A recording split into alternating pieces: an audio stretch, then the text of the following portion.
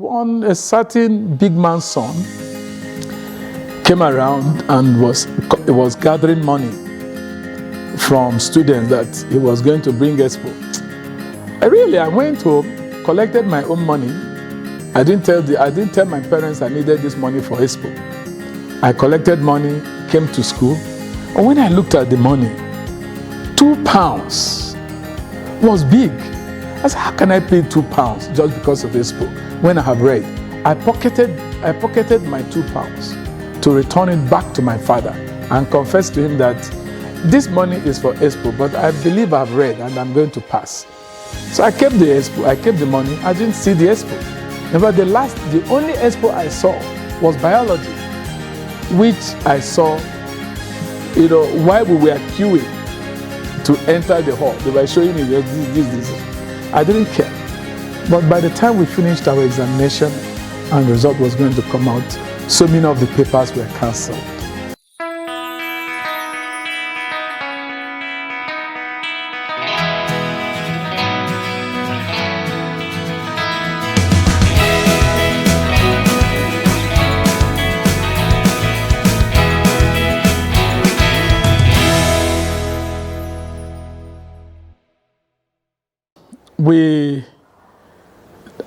On the passage of time, the war came to a close, and we thank God for the end of the Civil War. And it came very close to the conclusion of my primary school. The war ended in 1970. And 1973,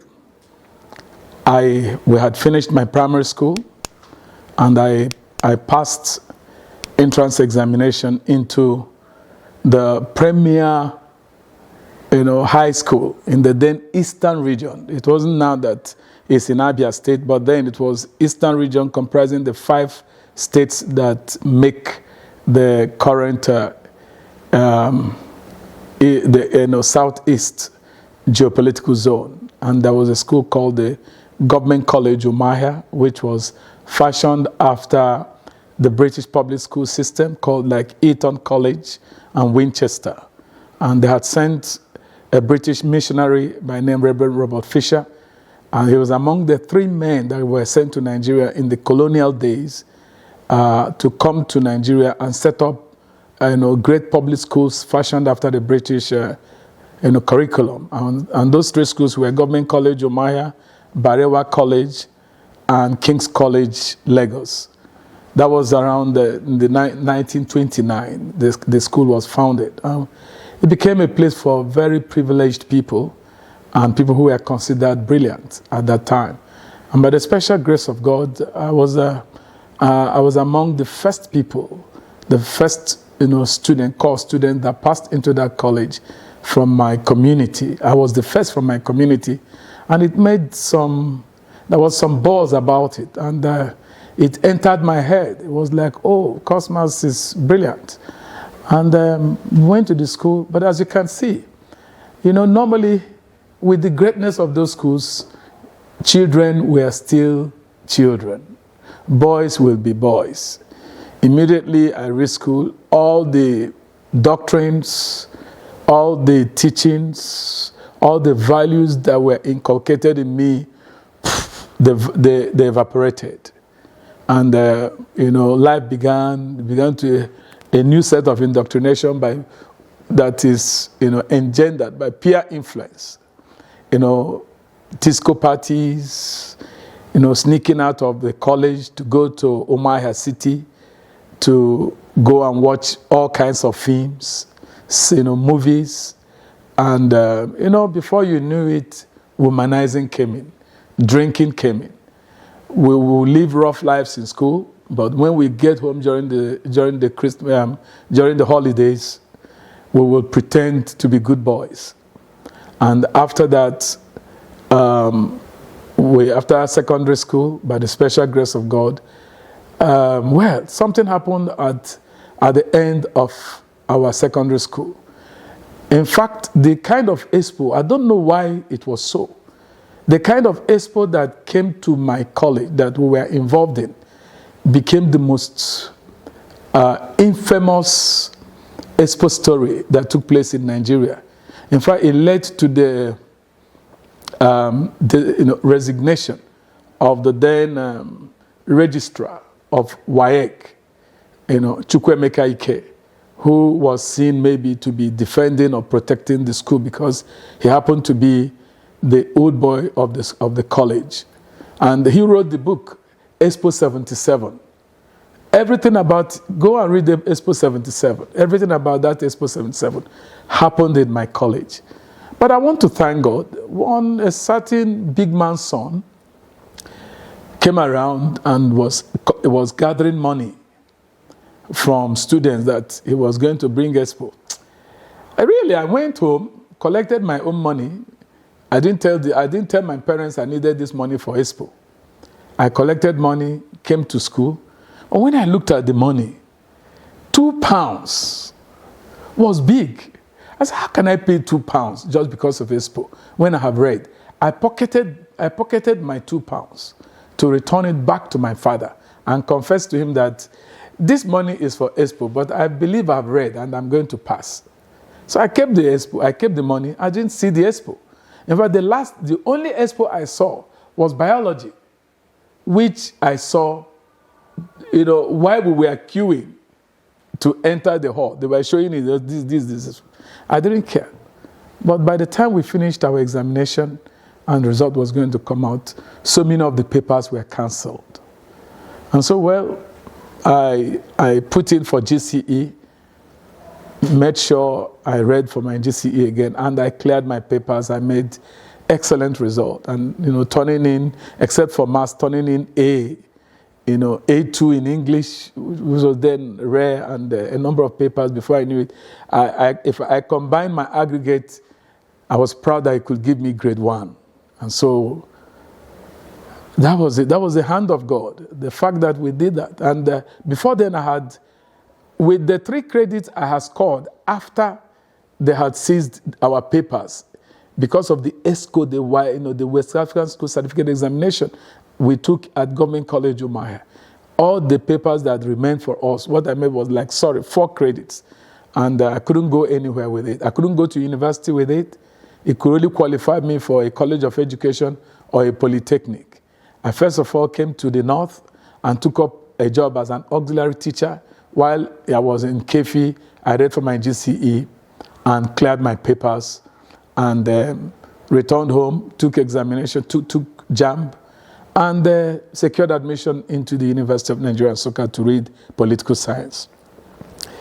So in the university again, rough life became the kind of life we learned at high school amplified. We started living rough life, disco, womanizing, drinking. I didn't smoke. I give God praise that time I couldn't, of all things, I couldn't bring myself together to, up to smoking. But for drinking, partying, disco partying, and so on and so forth, I was there. I was into those things. And we graduated by the special grace of God, successfully finished my degree. And on finishing my degree, I went for my National Youth Service Corps. At National Youth Service Corps, I did my NYSC at Elisha. In fact, when you go, one of the biggest things they will tell you in Elisha, maybe you arrive in Elisha, they will tell you that Elisha is the proper home of Awolowo, not Ikene. But if you are driving towards the Shagamu Express Road, if you are coming from Benin, Elisha is on the right, and Ikene is on the left. They're just very close. That was where we did it. And while I was there, it was also very interesting, the normal pastime of coppers. It was, good timing. Every Saturday, we're on our way to Lagos. Some of the coppers that had cars were moving into Lagos and painting the town red, and so on and so forth, and coming back into Elisha by the next Monday to start our job as teachers. That was how we were at. That was what NYSC was. But suddenly, while I must say this, we were the time of our graduation in December 1984, when we were supposed to graduate, was when the Buhari Idiabo coup took place. And we had this high expectation that graduate, get a job, and start living riotous, continue to live riotous life, get a good car, and begin to have riotous life. But it wasn't so, because immediately Idiabo spoke, and warned every university, say if he hears PM in any university by way of riot or demonstration, he will close down the university that Nigeria already has enough graduates it needs. And so before we could do it, they banned employment, banned so many things, banned demonstration, and by the time we finished, we were like, animals whose tails have been caught. We couldn't do anything. No job again. We were like stranded. That was the beginning of the current somersault into which Nigeria found itself. Thank you. Ladies and gentlemen, the story of Chief Cosmas Zodima is building up. But let me tell you that Government College Umuahia produced a lot of illustrious Nigerians, like Professor Chinua Achebe of Things Fall Apart and other books that he wrote thereafter. You also remember people like Gilbert Okara, the poet, Ken Saro-Wiwa also was a writer, the man who was killed in 1995 for championing the cause of his people, the Ogoni people in River State. You do remember him, Ken Saro-Wiwa. Then Ben Enwong, that sculptor. Wonderful, wonderful people came out of Government College Umuahia. So Cosmas went to a top rank school in those days. But it's surprising that in such a school, with such, including Chukwuemeka, who was the registrar of WAEC, he also came out of that school. So great people.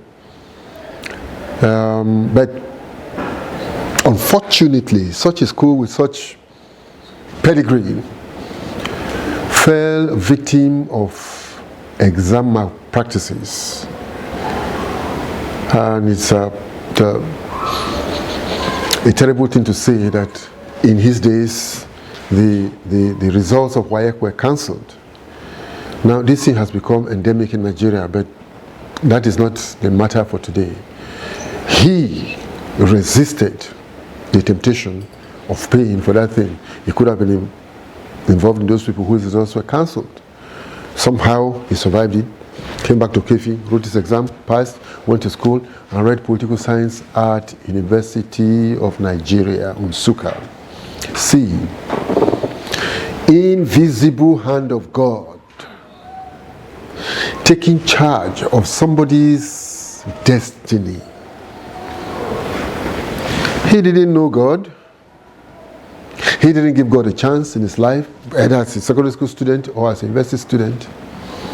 But somehow you can see somebody took interest in his progress in life. As this story continues, Cosmas will tell you when things began to fall into place. You will enjoy the narration. You can see that Cosmas is a storyteller. You will enjoy what he's going to tell you. Please do not forget to subscribe to this channel. Send these our clips to your friends. We tell very good stories on this channel. Please help popularize what we're doing by sending the clips to your friends. God will bless you. Thank you very much.